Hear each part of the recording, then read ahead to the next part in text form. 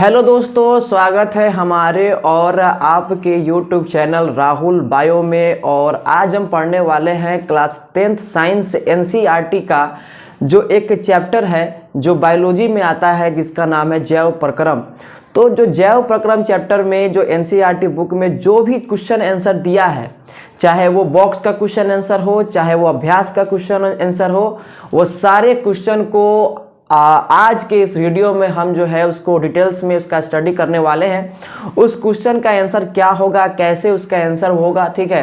क्योंकि जो इस चैप्टर का जो NCERT बुक में जो क्वेश्चन आंसर दिया है वो आपके बोर्ड के एग्जाम में कई बार जो है वही क्वेश्चन आंसर जो है हूबहू चला आता है। इसीलिए उसके क्वेश्चन आंसर को अच्छे तरह से समझना बहुत ही आवश्यक है।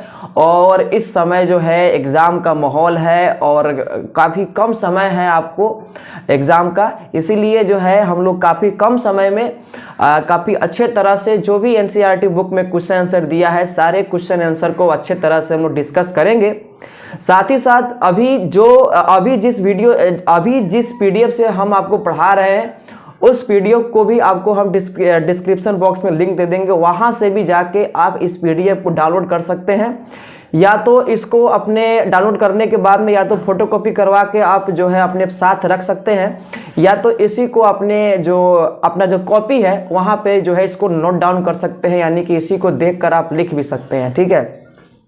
तो ये NCERT जो बुक में जैव प्रक्रम जो दिया गया है उसमें जो भी क्या बोलते हैं कि जो बॉक्स में क्वेश्चन आंसर दिया है उसका अभ्यास में जो क्वेश्चन आंसर दिया है सारा क्वेश्चन आंसर बहुत ही इंपॉर्टेंट है, चाहे आप किसी भी बोर्ड से क्यों ना हो, ठीक है।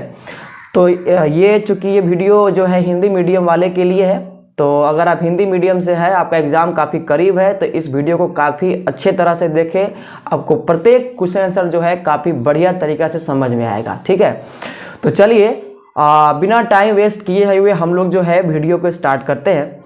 तो यहाँ पे एक बात करना चाहेंगे कि NCERT जो बुक है उसमें बहुत सारे बॉक्स दिए हैं और प्रत्येक बॉक्स में कुछ ना कुछ क्वेश्चन आंसर है।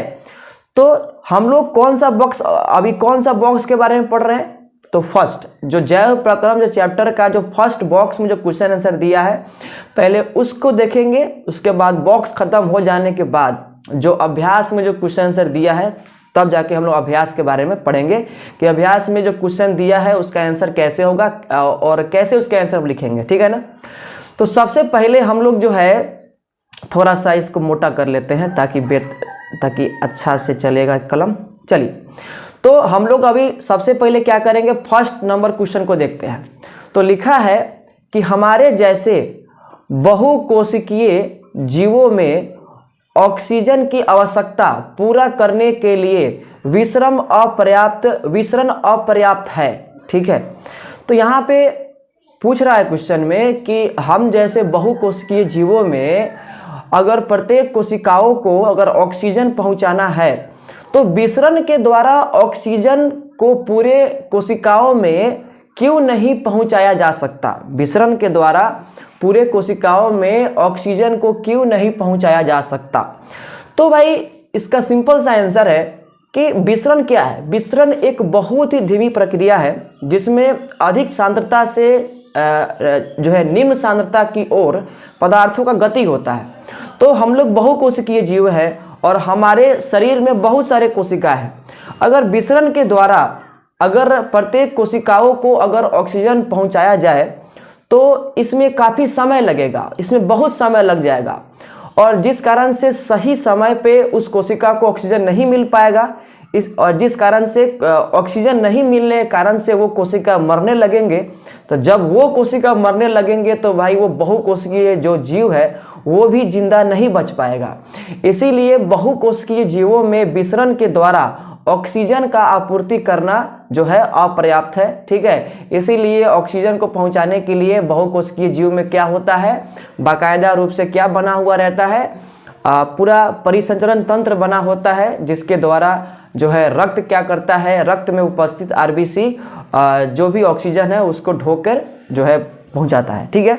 चलिए, तो वही इसका आंसर होगा, क्या होगा कि मनुष्य जैसे बहुकोशिकीय जीवों के शरीर में काफ़ी अधिक संख्या में कोशिका होती है। तो मनुष्य जैसे बहुकोशिकीय जीवों में क्या होता है, काफ़ी अधिक मात्रा में कोशिका होती है, एवं इनमें ऑक्सीजन की आवश्यकता भी काफ़ी होती है, और इसमें जो है ऑक्सीजन की आवश्यकता भी काफ़ी होती है। इसीलिए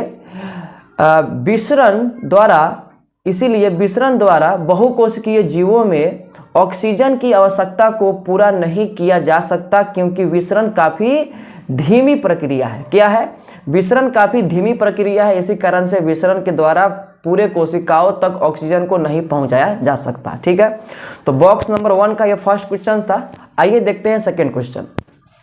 सेकेंड क्वेश्चन में क्या दिया गया है कि कोई वस्तु सजीव है, इसका निर्धारण करने के लिए हम किन मापदंडों का उपयोग करेंगे। अब देखिए यहाँ पे क्वेश्चन पूछ रहा है कि अगर कोई वस्तु अगर सजीव है तो हम लोग कैसे पता करेंगे कि वो सजीव है कि निर्जीव है, किन किन बातों को ध्यान देते हुए हम लोग सजीव और निर्जीव के बीच में अंतर स्पष्ट करेंगे। ठीक है, तो भाई आप बचपन से ही पढ़ते आ रहे हैं, जो सजीव होते हैं उसमें कुछ गुण पाए जाते हैं, जैसे कि सजीव वृद्धि करते हैं, सजीव के अंदर उपापचय क्रिया होता है, सजीव जो है भोजन ग्रहण करता है, सजीव जो है गति करता है, सजीव में नियंत्रण एवं समन्वय देखने को मिलता है, यानी कि अपने पर्यावरण में हो रहे बदलाव के प्रति वो काफ़ी संवेदनशील होते हैं। तो यही सब कुछ गुण है जिसका हम लोग उपयोग करेंगे पता लगाने के लिए कि कोई वस्तु सजीव है कि निर्जीव है। अगर उस वस्तु में ये सारे गुण देखने को मिलता है तो हम ये मानते हैं कि वो वस्तु जो है सजीव है, अगर नहीं देखने को मिलता है तो हम मानेंगे कि वो निर्जीव है। ठीक है, तो यहाँ पे लिखा गया है निम्नलिखित विशेषता के आधार पर हम निर्धारित करेंगे कि कोई जीव सजीव है, जिसमें से पहला यहाँ पे क्या है कि सजीव खुद से गति कर सकते हैं। सजीव खुद से गति कर सकते हैं, ये एक गुण है सजीव का।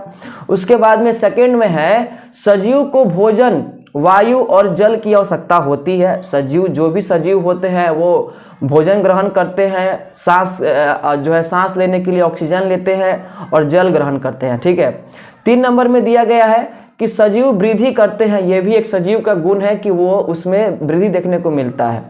4 नंबर में है कि सजीव अपने वातावरण में हो रहे बदलाव के प्रति काफ़ी संवेदनशील होते हैं, यानी सजीव के आसपास में जो भी बदलाव हो रहा है उसके प्रति जो है सजीव क्या होता है, काफ़ी संवेदनशील होता है। ये आपको सजीव के अंदर ही देखने को मिलेगा, किसी निर्जीव के अंदर देखने को नहीं मिलेगा। ठीक है, सजीव के अंदर पोषण, श्वसन, उत्सर्जन, प्रजनन जैसी प्रक्रिया होती है। यहाँ पे कॉमा होगा। ठीक है, यहाँ पे कॉमा होगा, छूट गया है। तो सजीव में पोषण देखने को मिलेगा, श्वसन देखने को मिलेगा, उत्सर्जन देखने को मिलेगा। इसके अलावा जो क्रिया है प्रजनन का वो भी देखने को मिलेगा सजीव के अंदर। ठीक है, तो यह एक क्वेश्चन था एनसीईआरटी बॉक्स नंबर 1 का सेकेंड नंबर क्वेश्चन। ठीक है, चलिए आइए आगे देखते हैं हम लोग।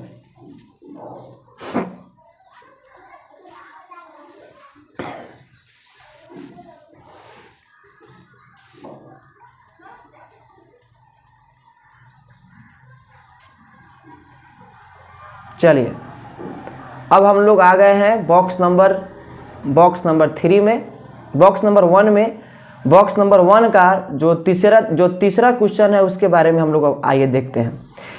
लिखा गया है कि किसी जीव द्वारा किन कच्ची सामग्रियों का उपयोग किया जाता है। ठीक है, तो किसी जीव, अगर मान के चलिए अगर कोई जीव है तो वो किन किन कच्ची सामग्रियों का उपयोग करेगा अपना भोजन बनाने के लिए। ठीक है, तो जैसे मान के चलिए जीव होते हैं 2 प्रकार के, एक होता है स्वपोषी, एक होता है विषमपोषी। तो जो स्वपोषी होता है वो अपना भोजन खुद बना सकता है। तो स्वपोषी जीव के द्वारा स्वपोषी जीव कच्ची सामग्री के रूप में क्या करता है, कार्बन डाइऑक्साइड, जल, उसके बाद में जो है सूर्य के प्रकाश का इस्तेमाल करता है अपना भोजन बनाने के लिए। ये हो गया स्वपोषी का। लेकिन जो विषमपोषी जीव होते हैं, यानी जो अपना भोजन खुद नहीं बना सकते हैं, वैसे जीव कच्ची सामग्री के रूप में स्वपोषी द्वारा बनाया गया भोजन का इस्तेमाल करता है, जैसे कि कार्बोहाइड्रेट, प्रोटीन, वसा। ठीक है, तो आइए देखते हैं। यहाँ पे लिखा गया है कि स्वपोषी कच्ची सामग्री के रूप में कार्बन डाइऑक्साइड, जल, खनिज एवं सूर्य का प्रकाश का उपयोग करके अपना भोजन बनाता है, ये स्वपोषी का हो गया। एवं परपोषी जीव द्वारा बाहर से भोजन के रूप में जटिल कार्बनिक पदार्थ जैसे कि प्रोटीन, कार्बोहाइड्रेट, वसा इत्यादि के इस्तेमाल करते हैं।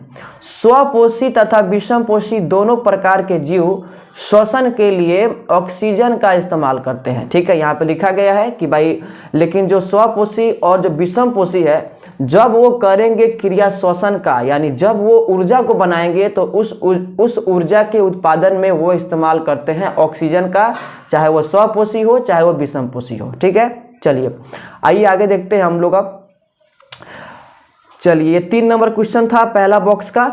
आइए हम लोग आगे बढ़ते हैं। अब हम लोग देख रहे हैं बॉक्स नंबर 1 का क्वेश्चन नंबर 4।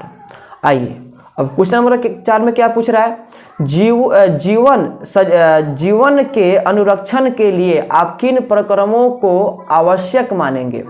यानी अगर कोई जीव है, अगर उसको जिंदा रहना है तो कौन कौन प्रक्रिया उस जीव को जीवित रखने में जो है बहुत आवश्यक रहेगा, किन प्रक्रमों के बिना वो जिंदा नहीं रह पाएगा।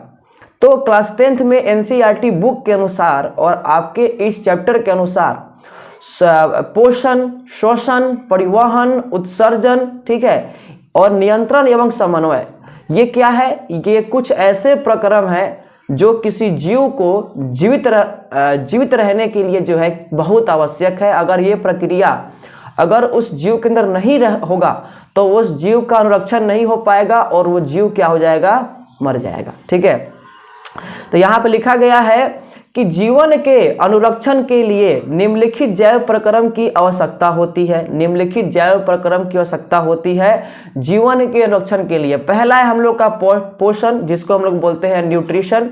सेकंड है हम लोग का उत्सर्जन, जिसको बोलते हैं एक्सक्रीशन। तीसरा है हम लोग का श्वसन, जिसको बोलते हैं रेस्पायरेशन। और चौथा है हम लोग का परिवहन, जिसको बोलते हैं सर्कुलेशन, है कि ना। और सबसे जो 5वां है नियंत्रण एवं समन्वय। ये 4 ऐसी प्रक्रिया है जो किसी जीव को जीवित रखने के लिए बहुत आवश्यक है। ठीक है, चलिए